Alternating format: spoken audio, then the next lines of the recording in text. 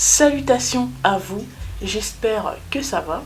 Aujourd'hui on se retrouve pour notre thread d'horreur du jeudi. Les histoires ne sont pas très longues, du coup je vous en ai choisi 4.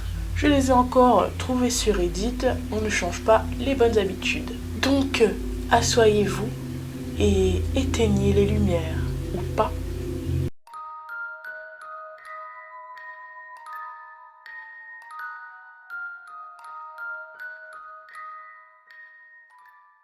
La première histoire est celle de Rachel qui a 15 ans, mais son histoire s'est passée quand elle en avait 7. À l'époque, elle vivait dans une petite maison très ancienne qui datait de la Seconde Guerre mondiale. Vous sentez les ennuis arriver ou pas?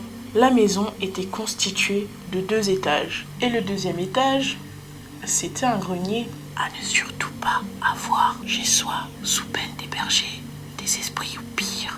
La chambre de ses parents était située juste à côté des escaliers qui menaient au grenier. Et sa chambre à elle était au fond du couloir. Enfant, elle faisait pas mal de cauchemars. Et il y a un soir, en se réveillant, après un mauvais rêve, elle entendait le parquet craquer comme si quelqu'un marchait dans la maison. C'était une petite courageuse, mais surtout très curieuse. Elle est allée voir, mais il n'y avait personne.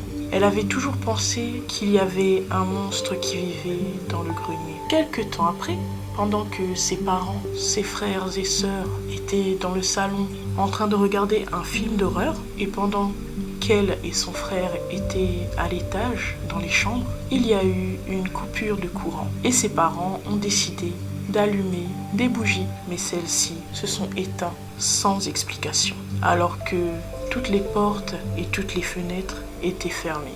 Des phénomènes similaires ont continué jusqu'à ce qu'ils décident de déménager.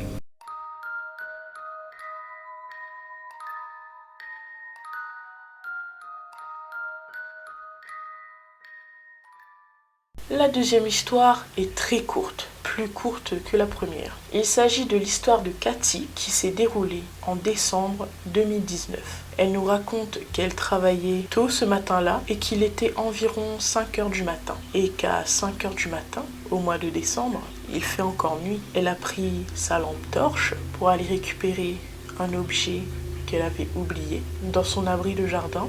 Et arrivée près de celle-ci, elle voit devant elle un spectre blanc d'environ 2 mètres qui ne touchait pas le sol.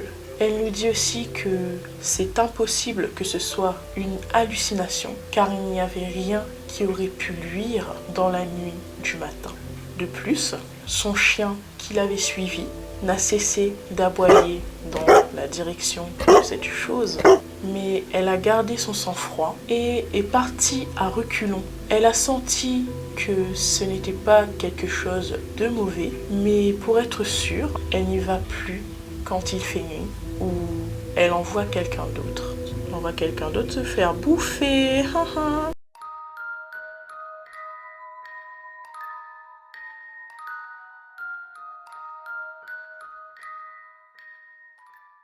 La troisième histoire est celle de Nicolas, qui avait 15 ans à l'époque. Les trucs bizarres n'arrivent qu'aux enfants de 15 ans. Un jour, lui et sa famille décident d'aller une semaine au Canada. Le premier jour, ils s'installent tous dans leur petit chalet et la journée se passe très bien.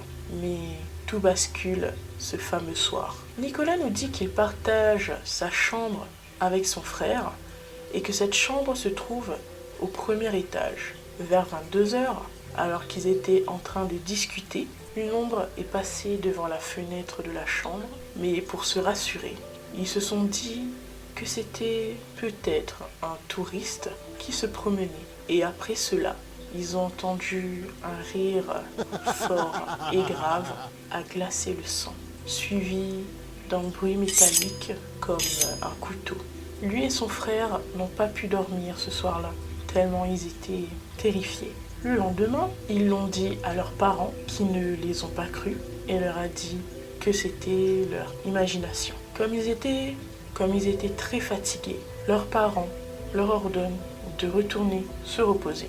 Même pas 30 minutes plus tard, ils se font réveiller par leurs parents qui leur disent de plier bagages car ils vont dormir à l'hôtel. Pris de panique, ils demandent pourquoi, mais pas de réponse.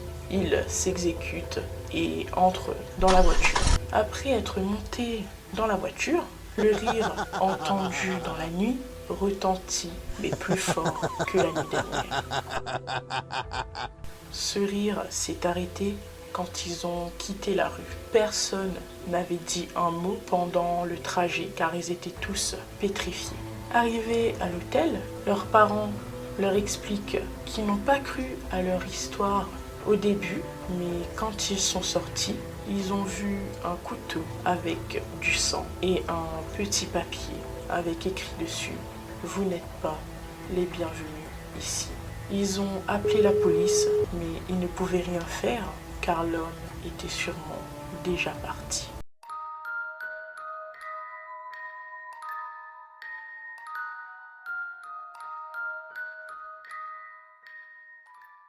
La quatrième et dernière histoire est celle de Léna, qui s'est déroulée en juin 2022 à une soirée pyjama pour fêter l'anniversaire de son amie Rose. Avant cette fameuse soirée, ils ont passé la journée chez la grand-mère du copain de Rose, qui leur avait raconté des histoires d'horreur qui s'est déroulée dans le quartier. Après cette journée forte en émotions, ils décident de regarder un film tous ensemble avec des amis pour détendre l'atmosphère. Rose et son copain se sont endormis devant la télé. Léna et le reste des amis ont rejoint leur tente dehors, mais ils n'ont pas trouvé le sommeil. Vers 23h50, ils ont entendu des pas à côté de leur tente et ont cru que c'était Rose et son copain qui voulaient rejoindre leur tente. L'ami de Léna a voulu leur faire une blague et donc a attrapé leurs pieds pour les faire peur. Mais il n'y avait personne.